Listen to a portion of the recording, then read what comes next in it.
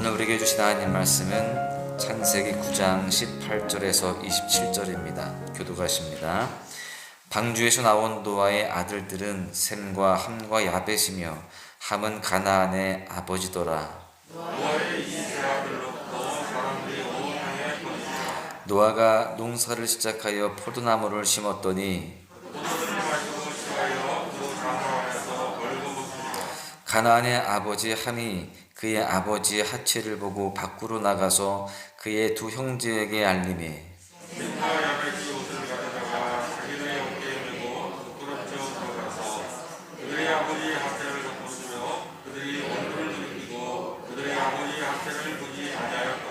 노아가 술이 깨어 그의 작은 아들이 자기에게 행한 일을 알고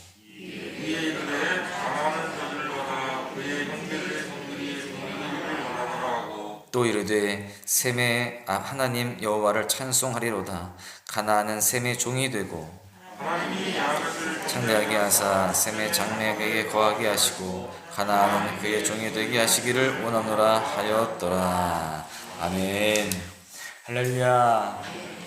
오늘도 우리와 함께 하시는 그 주님만 바라보시고 또 모든 것 다 내어 맡기는 여러분들 모두에게 하나님께서 크신 은총을 베풀어 주시고 응답의 역사로 함께 하실 줄로 믿습니다. 오늘날의 세상은 다른 사람의 허물을 덮어주기보다는 드러내는 경우가 훨씬 더 많습니다. 특별히 인터넷이 발달이 되면서 익명성이 보장되잖아요. 누가 누군지 모르고 얼굴도 모릅니다. 그러다 보니까 이러한 경우들이 더 심하죠. 악성 댓글이 많고 또 비방하는 글들이 넘쳐나고 있습니다. 그런 모습들을 통해서 많은 사람들이 상처를 받고 또 삶이 무너지는 경우들도 보게 되죠. 이것들은 어찌 보면 그 사람에 대해서 사실을 이야기하는 것처럼 보이지만 그 행동으로 그 말로 인하여서 느끼게 될 그 상대방의 마음이나 상황들을 배려하지 않는 모습이라고 볼 수 있습니다. 오늘 노아의 아들 함의 행동 속에서도요, 이런 모습이 발견되고 있습니다. 성경은 베드로전서 4장 8절에서 사랑은 허다한 죄를 덮느니라 라고 분명히 말씀하고 있습니다. 그런데 세상은 다른 사람들의 허물을 덮어주기보다는요, 드러내고 있습니다. 그런데 하나님께서는 베드로전서 4장 8절에서의 말씀과 같이 그 모든 것들을 덮어주고 또 그것을 감싸주는 그러한 사랑을 보여주셨고 또 그러한 모습을 우리에게 원하시고 계세요. 하나님은 정의롭고 공의로우신 하나님이시고 사랑의 하나님이시기 때문에 그렇습니다.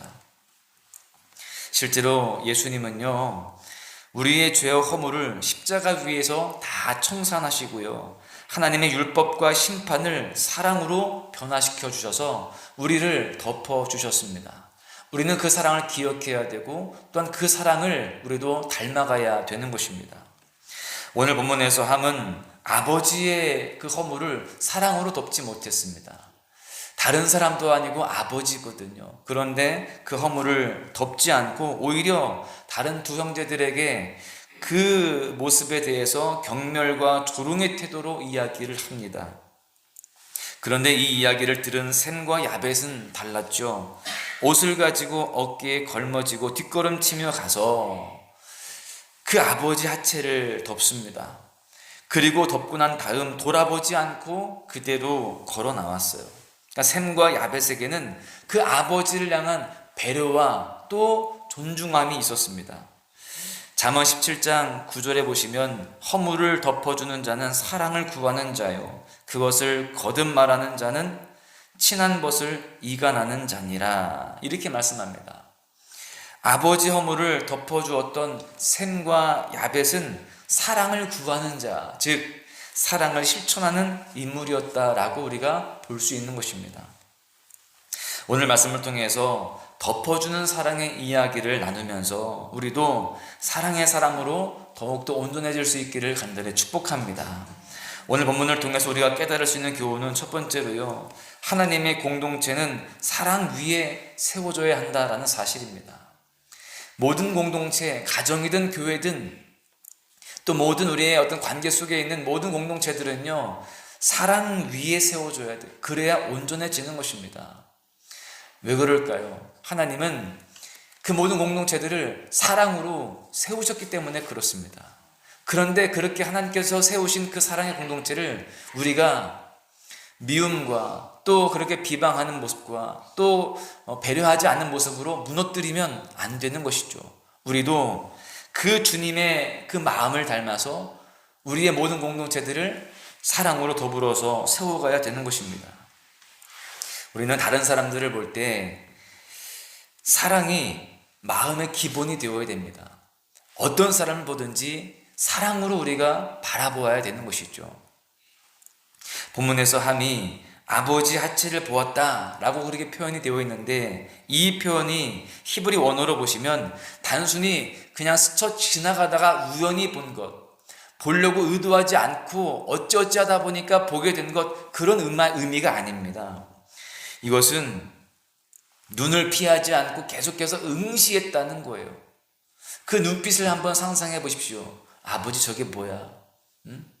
왜 이렇게 그렇게 추한 모습일까? 아버지에 대해서 안 좋은 모습, 부정적인 모습으로 응시하고 있는 거죠. 여러분, 이러한 함의 행동으로 인해서 함의 자녀들까지도 노아에게 저주를 받는 그러한 모습을 볼 수 있게 됩니다. 본문 25절을 보시면 함의 잘못으로 인해서 그의 아들 가나안이 저주를 받게 됐는데요. 아버지 노아의 허물을 덮어주지 않은 함의 모습에 대한 대가였습니다. 성경은 다른 사람의 허물에 대해서 정죄하지 않습니다. 죄는 미워하되 사람은 미워하지 않는 것이죠. 천지를 지으신 하나님의 아들 예수 그리스도께서 이 땅에 오신 것은 우리의 죄를 정죄함이 아니었습니다. 그야말로 다 죽어야 되는데, 사망의 구렁텅이에 다 빠져야 되는데, 그런 모든 더러운 죄들에 대해서 정죄하신 것이 아니라 오히려 구원하시기 위해서 오셨다는 겁니다. 그 예수 그리스도의 피로 말미암아 우리의 모든 죄와 허물은 다 덮어진 거예요. 우리는 이미 그런 사랑을 받았습니다. 덮어주시는 사랑, 품어주시는 사랑, 오히려 거기서 건져주시고 구원해주시는 사랑을 받았다고요. 그런데 우리는 그 사랑을 받은 삶인데 우리도 그렇게 살아가지 못하고 오히려 우리는 그 사랑을, 그 사람에 대해서, 다른 사람의 허물에 대해서 들춰내고 또 비방하는 모습들이 있다라는 것입니다. 골로새서 3장 12절에서 14절에 보십시오. 그러므로 너희는 하나님이 택하사 거룩하고 사랑받는 자처럼 긍휼과 자비와 겸손과 온유와 오래 참음으로 옷 입고, 누가 누구에게 불만이 있거든 서로 용납하여 피차 용서하되 주께서 너희를 용서하신 것 같이 너희도 그리하고 이 모든 것 위에 사랑을 더하라. 이는 온전하게 매는 띠니라. 우리도 예수님이 우리를 용서하신 것처럼, 우리를 덮어주신 것처럼 우리도 그렇게 살아가야 된다는 거예요. 그 모든 것 위에 사랑을 더하라는 거예요. 다른 사람의 허물을 덮어주라는 겁니다. 예수님처럼. 그런데 함은 경솔했어요. 그리고 그 행동은 사랑과 배려가 없는 모습이었습니다. 그런가 하면 셈과 야벳은 노아를 향하여서 배려와 존중, 또 사랑이 스며있는 모습을 보여주게 됩니다. 이것은 바로 지혜로운 모습이었어요. 여러분, 우리의 모습 속에서도 사랑으로 말하고 사랑으로 행하는 그 지혜로움이 있는가를 돌아보아야 됩니다. 다른 사람을 정죄하기 위해서 다른 사람의 잘못을 들춰내기보다는 사랑으로 포용하고 또 죄에 대해서는 우리가 지혜 있게 대할 수 있는 그런 모습이 있어야 되는 것입니다. 특별히 가까울수록 또 가정 안에서 더욱더 그렇게 해야 됩니다. 우리는 사실 가정 안에서 제일 만만하니까 제일 잘 들춰내고 제일 우리가 가장 상처를 주는 모습들이 있을 텐데, 우리가 그 가정 안에서 더 잘해야 됩니다. 한겨울의 얼음은 따뜻한 봄바람이 불면 녹아내립니다. 마찬가지로 모질어진 마음, 거칠어지고 굳어지고 얼어있는 마음은 사랑과 용서만이 변화시킬 수 있다는 것입니다. 상대방을 채찍으로 변화시키려고 하면 안 됩니다. 사랑과 용서가 그 사람을 변화시키는 것입니다. 봄이 오면 겨울은 물러가고 얼음이 녹는 것과 같은 것입니다. 저희 어머니가 저를 키울 때 그렇게 키우신 것 같아요. 저희 어머니는 정말 다 저를 이해하시고 다 저를 품어주셨습니다.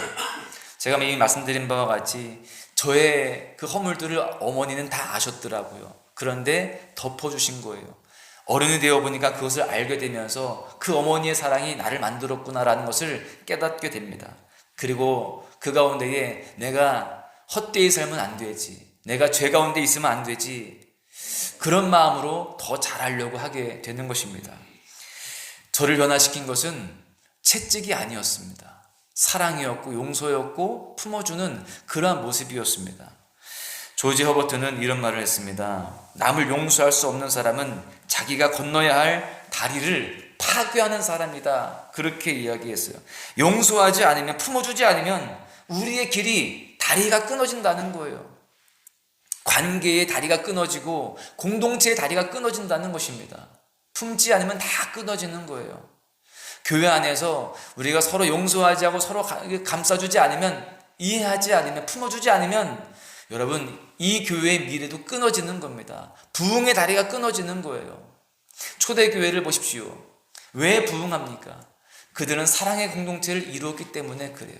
자기 것 또 네 것 이거 없이 그렇게 사랑으로 서로 섬겼고 품어주었을 때 그 초대교회가 부흥하게 되었고 또 그 가운데에 은혜의 역사가 풍성하였던 것입니다.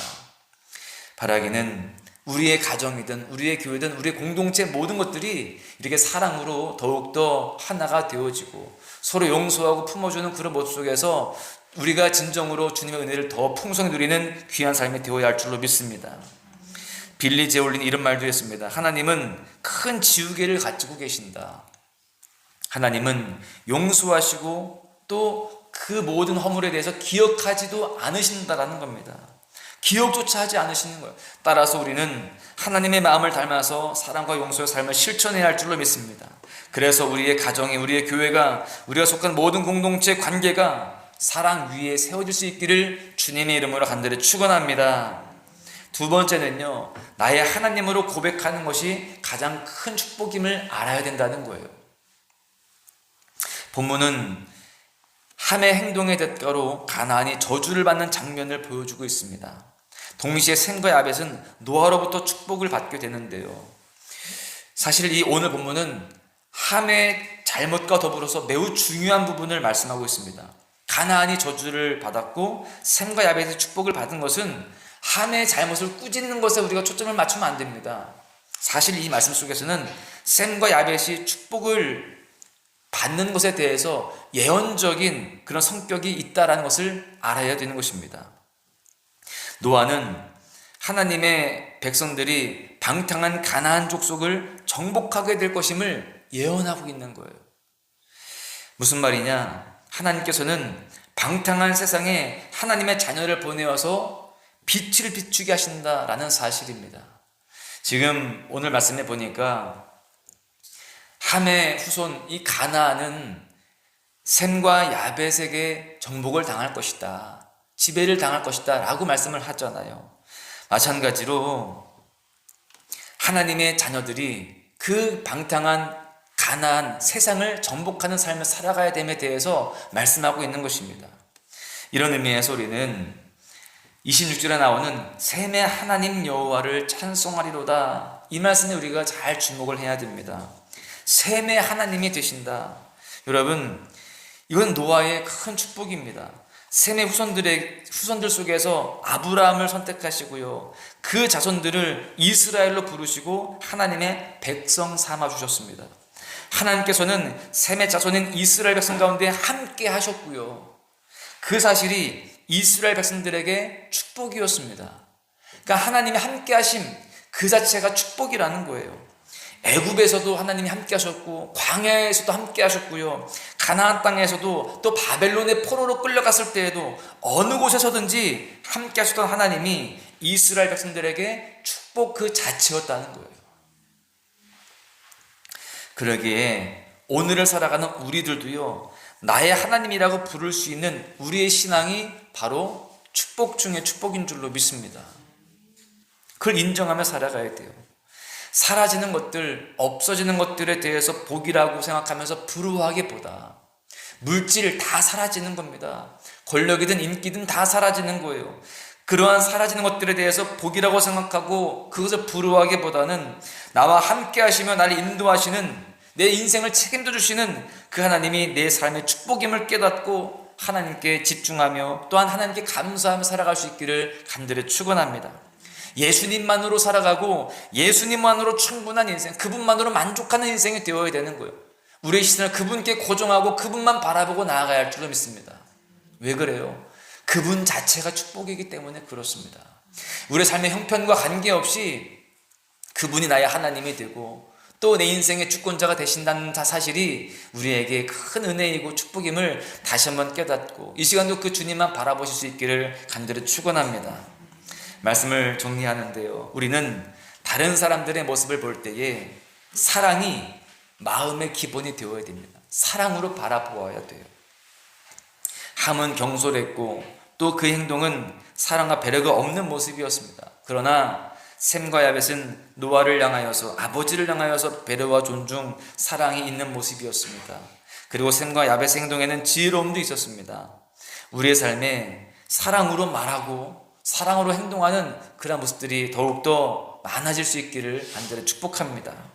또한 셈의 하나님이 되시는 것이 가장 큰 축복이었음을 깨닫고 우리들도 나의 하나님이라고 부를 수 있는 우리의 신앙이 가장 복된 것임을 인정하면서 그 주님 안에 살아갈 수 있기를 간절히 축복합니다.